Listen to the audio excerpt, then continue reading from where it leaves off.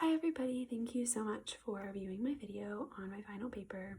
I'm going to just be giving a quick overview of the key points and topics of my paper. And so let's get into it. The title of my paper is Perspectives on the Pre-Existence of Christ, and I researched some of the main theologians and those who are engaging in the conversation today regarding the doctrine of the pre-existence of Christ. And so the first essential question is Christ created or has he existed eternally?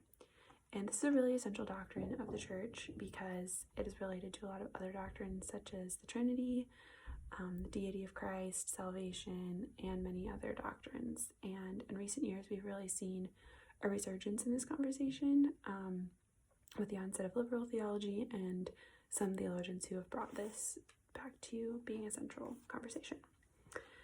So I begin the paper with a biblical argument for Christ existing eternally. And the passage that I used for this was Hebrews 1 through 14, which is a commonly used passage. And I argue in the paper that this passage is a chiastic structure. So verses 1 through 4 are the first part, and verses 5 through 14 sort of mirror verses 1 through 4.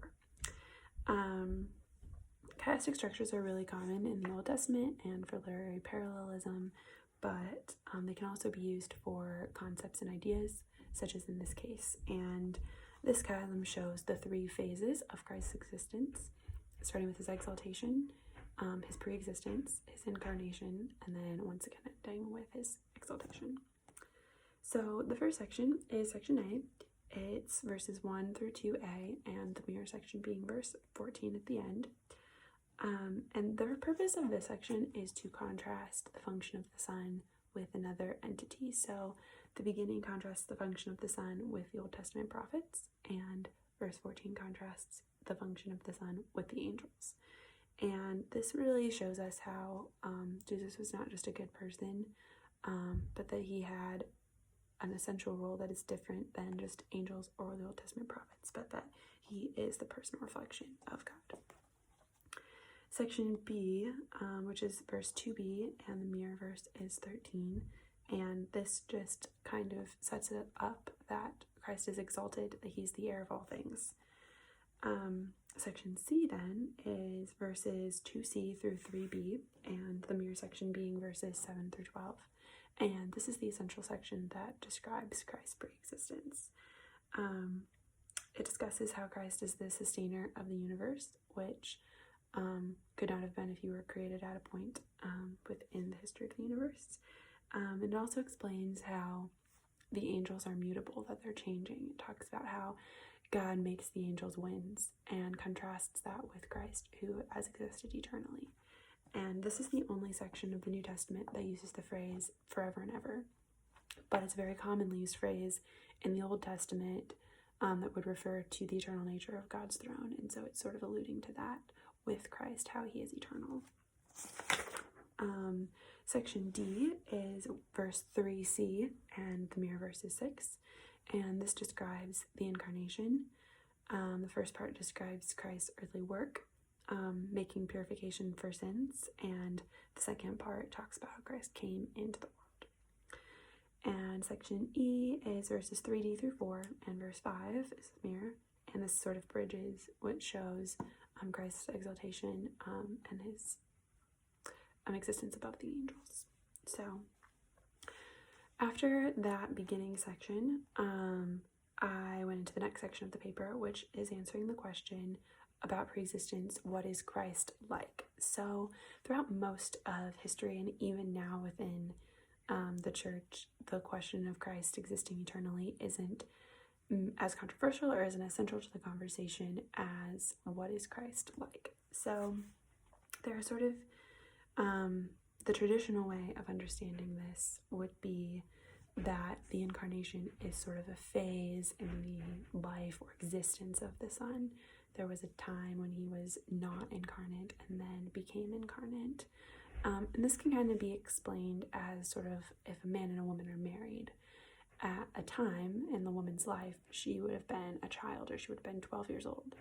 Well, she's the same woman when she's married that she was when she was 12, but when she was 12, she wasn't married. So there's a different phases within her life. And that's kind of how the preexistence of Christ is understood. There are really two views, which is logos and sarkos, meaning word infleshed. And that's sort of the view that Christ has eternally been infleshed. And then logos asarkos, word non-fleshed. And that is sort of when we think about, there was a time when the word Jesus was non-fleshed, and then he took on flesh as an act of volition. So some of the perspectives that are key to the conversation regarding preexistence are sort of what started this conversation in modern history is Schleiermacher is a German theologian, and he took an adoptionist view and said that Christ was only a good example to follow. Adoptionist meaning that the Father adopted the Son. And at the time, Karl Barth then responded to Schleiermacher on a variety of issues, but this was one of them. Kind of in response to his liberal theology, Karl Barth returned to a more traditional theology and wrote his book Church Dogmatics. So in Church Dogmatics, Barth talks about the focus of God's choice and how God has decided from all eternity to give himself to the lost man by becoming the lost man. And that is God's choice. It's been God's choice for all of eternity. And the point that Karl Barth really makes is that there was never a time in the life of the Son when giving himself was not an essential part of his nature. So Robert Jenson then is another key theologian in this conversation who holds to a pretty controversial view of the preexistence, and he begins his argument by first interpreting Barth and then later kind of taking it in a different direction. So Robert Jenson interprets Barth by saying that God's existence is that of his choosing. So the Son did not plan to become a man. He is the God-man. That is sort of Robert Jenson's interpretation of Barth. And he explains how Barth has sort of a third reality, as he calls it, that in one sense, there is the incident of the incarnation, but in another sense, the way that the Son is one with humanity has been that way for all eternity. And Jenson argues that God is who God decides to be. He is who he decides to be. That's really an essential part. So Robert Jenson then wrote his book Systematic Theology, and in the section on preexistence of Christ, he begins with a philosophical argument for an argument about time. And he explains how Aristotle's view of time is that it's sort of infinitely expanding in either direction, and Plato's view of eternity is sort of the lack of time, the absence of time. And Jenson says that this is really the way that modern Western thinkers have thought about time currently. And he says that in order to have a more robust understanding of Christ's preexistence, we need to rethink our view on the nature of time. So he makes a few points in his book, and the first point is that first, that God is who he decides to be, and so therefore, since he has decided to be the man Jesus, he is the man Jesus. Since at one time God decides to be the man Jesus, he therefore is eternally the man Jesus. The second point is that Christ has always existed as Israel, and he explains this as how Christ has always existed within the narrative pattern of Israel, which could be understood to be saying that since there's always been this messianic story about Christ existing or coming into existence through Israel, therefore Christ has always existed within that narrative. And the third point that Jenson makes is that the New Testament isn't entirely concerned about the preexistence of Christ, but is more focused on eschatology. And so we need to have understand our preexistence through that lens. So Jenson argues that since Christ is resurrected and that his future self is the physical Christ, then that is how he has been throughout all of eternity, and that his future is essentially the same as his present and his past. So Jenson also does have some critics, and one of those critics would be Oliver Crisp, who is a important theologian in Christology today. And Jenson clearly argues, so Crisp says that Jenson clearly argues that Christ has never been without flesh. So that is Jenson's view. Crisp says that his view of God is somewhat like those who believe that God exists within time, but at the same time he sort of rejects this traditional view of time, and so that isn't, in that way, then it's sort of saying that God's future is also his past, that his view of time is just very different than the traditional understanding. So in Crisp's view, Jenson isn't able to really defend his argument, and so that doesn't really, his view of time isn't quite fully explained about how he came to that conclusion. And then another point that Crisp makes is that it seems that Jenson says explicitly that Christ is Israel, and makes it seem almost as though Israel and Christ were synonymous, but that is difficult to understand considering his view that Christ has always been in flesh. So those are kind of competing arguments that he's making. So his argument is that God doesn't have really like a past, a present, or a future, but yet he's also arguing that God is temporal. And so Crisp's remark is that Jenson's view is kind of incoherent. So those two are sort of at odds with each other on their perspectives. N.T. Wright is also another key theologian who has another perspective. And the interesting thing is that just as Jenson began his argument on the preexistence, beginning with Karl Barth and then sort of expanding upon it, N.T. Wright also begins his argument beginning with Karl Barth and then expands upon it. So N.T. Wright begins with Karl Barth, and he focuses on Barth's view of the kenosis in Philippians 2, which is often translated as that he emptied himself or gave himself up. And so the dominant view in the church today, N.T. Wright says, is that the kenosis essentially means that Christ did not use his position as God as something to his own advantage, but willingly gave it up. And that's just sort of the common view today. But Wright interprets Barth's view of kenosis, that the kenosis is sort of the moment when Christ chose to not be just God only, but to become both God and man. That is what that kenosis, that emptying, as it's translated, refers to.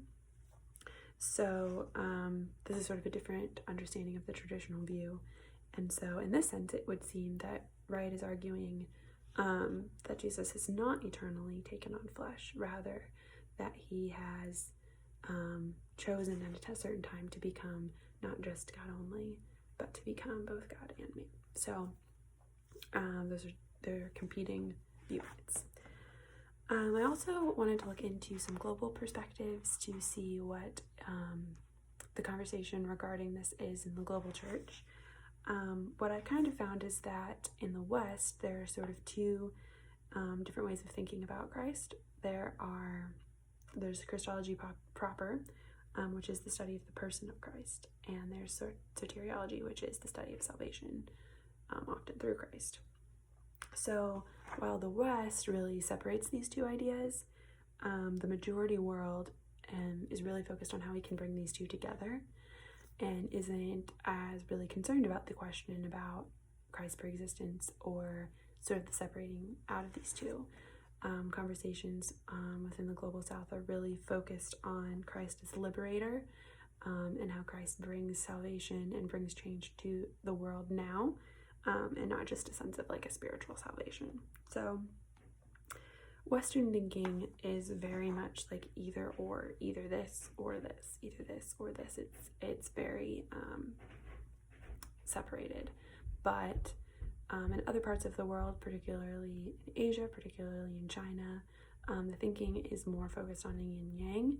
And in that sense, the idea of Christ being both God and man is a much more natural way of thinking that something can be two competing things at once. And so that's why sort of the focus in Western theology is really on understanding these things.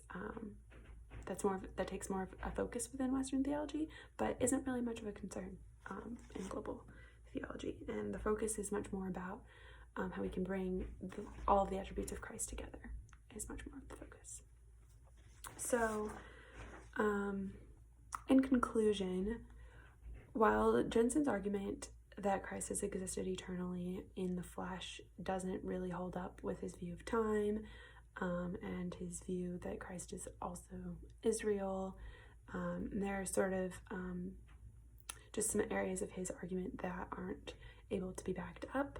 There's still a lot that we can learn from him, because he really focuses on the emphasis that the Jesus who walked on the earth, the Christ, is the same God who has existed for all eternity, and that the Son who lived on earth is the Son for all eternity. They aren't separate in any way.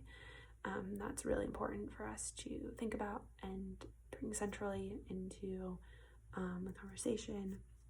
Where I.L. Wright and Barth and Oliver Crisp, they sort of all emphasize more about God's choice in uniting himself with humanity. And so it's just the focus of how Jesus is Emmanuel, he is God with us, and it isn't that he's always been the physical Christ, but that he chose to become Christ. So I'd just like to end with the final quote. How I concluded my paper is, there is simply no other way for humans to be saved apart from God, who eternally chooses to become a man. It is not that he already exists as a man and must therefore walk among us. It is not that he is only divine and Jesus is as some illusion to give a picture of God. In the pre-existence we find the very man who walked upon the earth is the very God who created us. And so in that conclusion, we can think about how the pre-existence of Christ informs us about who Jesus was and who Jesus is and who Jesus is to us today. Thank you so much.